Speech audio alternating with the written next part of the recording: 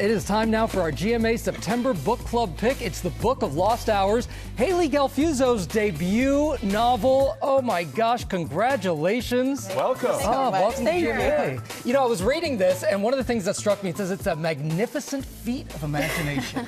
And I love that because this book takes twists and turns. How do you describe it? So the way that I describe the Book of Lost Hours is it's set in the Cold War, and it follows a young woman named Lisbeth Levy, who is 11 years old when she finds herself trapped in a place called the Time Space, which is this interdimensional library filled with memories of the dead that are stored inside of books. And as she grows up inside this place, she starts to realize that there are people known as timekeepers entering the time space to burn some of the books in order to rewrite history. Wow. And this is something that she sets out to try and stop. She makes it kind of her life's mission. And then one day she meets a timekeeper called Ernest Duquesne, who's working with the U.S. for the CIA, and it is his job to stop her from preserving the memories. I mean, just hearing you describe that, like, I see the movie in my head. That's incredible. So let's make that happen, Hollywood. Yes, truly. So for you personally, what's a fond memory of yours that you'd want to revisit? Or someone else's, I guess? Yeah, that's a great question. So for me, I am one of 5 siblings. And so when I think about memories that I would want to go back to, there's only a brief period in time where my oldest sister, who is about 2 years older than me, and my youngest brung, who is about 9 years younger than I am.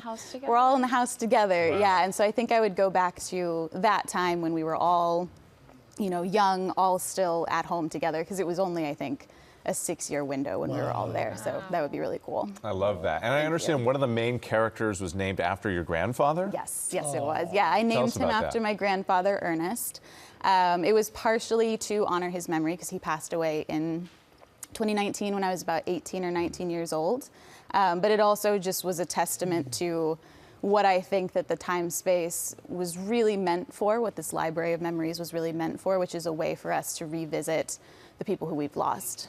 So that's an important part for all of the characters in the book, is that it's this place where they can go back and see memories of the loved ones that they have lost along the way. And even though it ended up being something nefarious or used for nefarious purposes, that is, in its essence, what the time space is for. It's for remembering and for honoring the people that we love. It's almost like this book is a book on the shelves of the time space, isn't it? A little bit, I guess you could say that, yeah. Oh, that's beautiful. Thank okay, you. so I heard that you have a master's degree in biology. I do. How did you get from that to this? Yeah, so that's a great question. I have been a writer my entire life. When I was younger, even before I actually knew how to write, I would be filling notebooks with either letters, just random letters, or sometimes just scribbles. And I was telling everyone, like, I'm writing a story. And so it's something I've always done, even when I was pursuing other things. But when you have a creative endeavor that you want to pursue, people always tell you, don't bet on it. You have to do something else, something that will actually build a career and make money for you.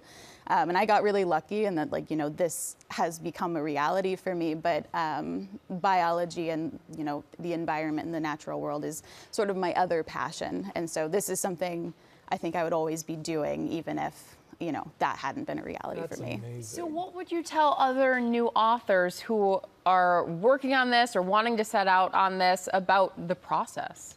Ooh, I think the process overall is one of those things that it takes a lot of perseverance, and it takes a lot of trial and error. So even though this is my first book that got published, this is not by any means the first book I actually wrote.